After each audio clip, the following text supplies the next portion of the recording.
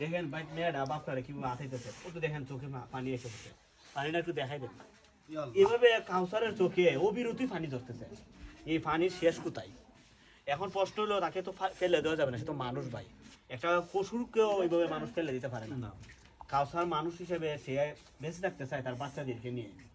সুস্থতার মালিক, অসুস্থতার মালিক কিন্তু আল্লাহ পাক রব্বুল আলামিন। অবশ্যই আল্লাহ পাক রব্বুল আলামিন ইচ্ছে করলে সুস্থ করে দিতে পারেন কাউসার। অবশ্যই ইনশাআল্লাহ। এখন কাউসারের এই চিকিৎসা কিন্তু আমরা ধারাবাহিক চালিয়ে যেতে হবে।